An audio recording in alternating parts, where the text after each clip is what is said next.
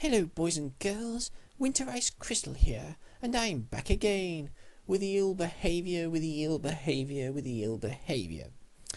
Okay, whatever.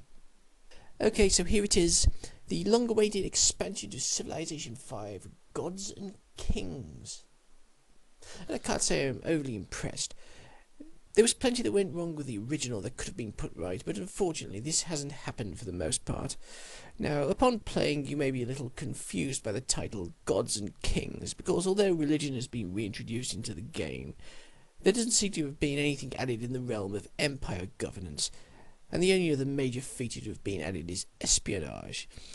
The failure to mention spies in the title is somewhat appropriate, as they're almost completely useless, but more about that later. Not to mention the fact that gods and spies would have sounded rather stupid, wouldn't it? Okay, whatever. Alright, what shall we start with? Yeah, let's start with the cover. We've got the two new leaders of two new civilizations at the bottom. We've got Boudica of the Celts on the left, and Attila the Hun, the leader of New Zealand, on the right. The guy in the middle looks like Michelangelo's David, but he's not in the game, nor is there a wonder called Michelangelo's David, so I don't know why he's there at all, other than, well, it just looks nice, I guess. Okay, whatever. Now about the game itself. The religion in Civilization 5 Gods and Kings is probably the most significant addition, and it works as follows. You build various temples and wonders in your cities to generate faith points. Once you've got enough of those accumulated, you can use them to add new traits to your pantheon. You can enhance your existing religion, or you can purchase a great profit and found a new religion of your own. Normally, the traits and enhancements come in the form of gold or culture or other bonuses from owning certain tile improvements or resources, which, to be honest, does add something to the game that is worth going out of your way to pursue. Having said that, I have heard it claimed that civilizations of a different religion are more likely to declare war on you, although I've seen little evidence of this in practice. The other civilizations seem pretty unresponsive to differing religions, as much as they do to differing social policies.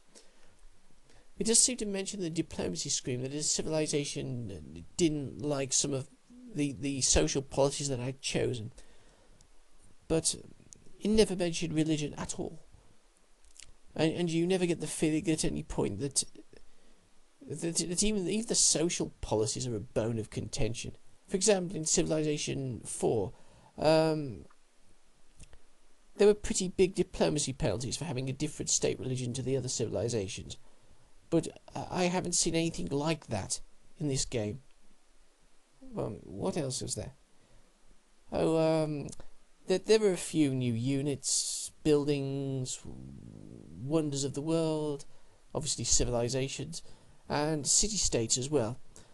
Yes, you could play with those, and I think the most notable new civilization is Carthage, who seems to be led by Queen Dido, who I don't think actually existed. I mean, it's a bit like England being ruled by King Arthur or something. I don't know.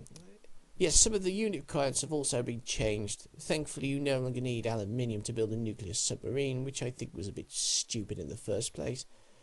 Instead, you don't need anything at all. And I'm still a bit puzzled at why you need a constant supply of uranium to keep an atom bomb in your arsenal. I mean, it's not like an atom bomb actually uses up uranium. You know, it's not like it uses it as fuel, and you constantly need to be fueling the damn thing. Or why you need twice as much uranium to build a nuclear bomb in its place, which works almost identically, except for a hydrogen reaction.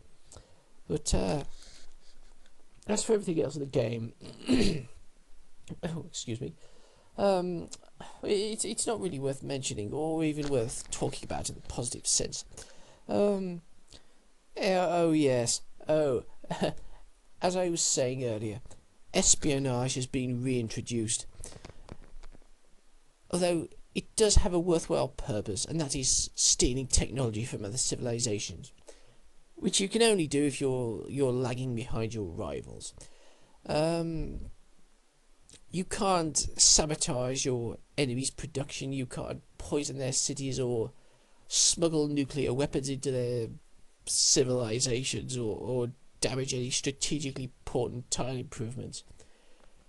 They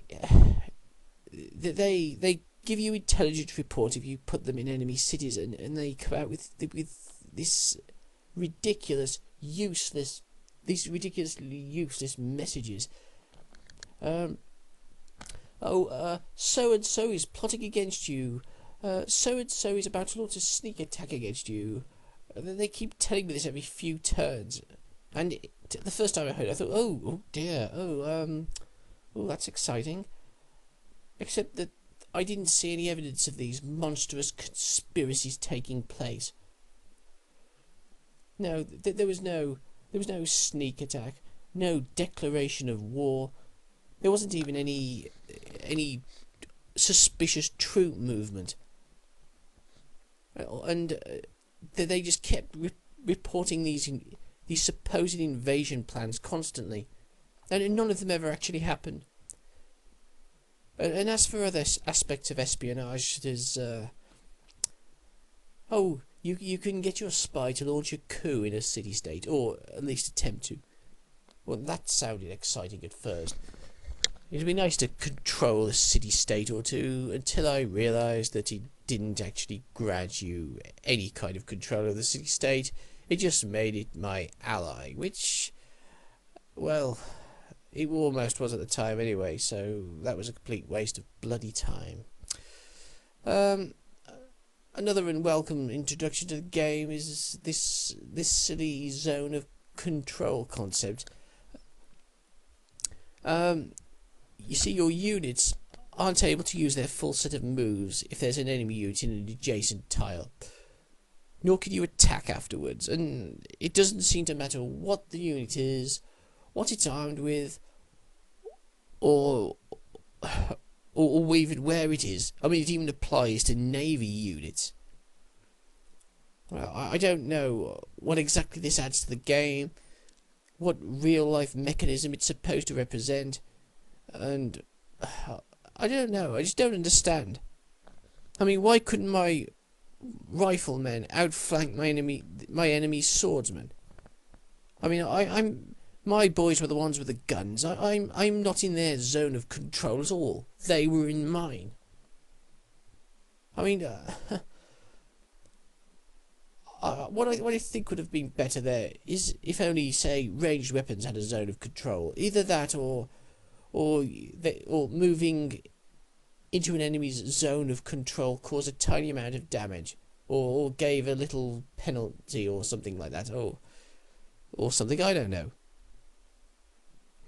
Other than that, not a lot's changed. The AI is still making ridiculous tactical errors, completely lacking in finesse. Actually, no, I'll rephrase that. That's a complete understatement. It makes Leroy Jenkins look like bloody Napoleon. Let me give you some examples. It fails to spot obvious weak points in your defences. It fails to capture cities after it's reduced its defences to 0, or it brings the wrong kind of units for doing that. Sometimes it seems to have difficulty placing embarked units back on land. What else? Then there's the diplomacy system, which I think is even worse. It's completely and utterly screwed up. Let me give you an example of that. Your enemies, they declare war on you, they get their backsides kicked, and then they ask for a peace treaty. But only if you hand over all your gold and a ton of resources too, which I think is not very fair trade, is it? One particular time I remember was when a city-state declared war on Spain, who I'd recently signed a defensive pact with. I started getting all these nasty messages from two other civilizations warning me that they didn't like my acts of aggression against this warmongering city-state. I mean, how stupid is that? It's like the game just registers war. He doesn't seem to care who attacks who or who's responsible. Trying to make trade deals with your supposed friends is ridiculously expensive. Nor does anyone ever seem to offer you any assistance at any point. They're all just out to get you. There's no real point in cooperating at all.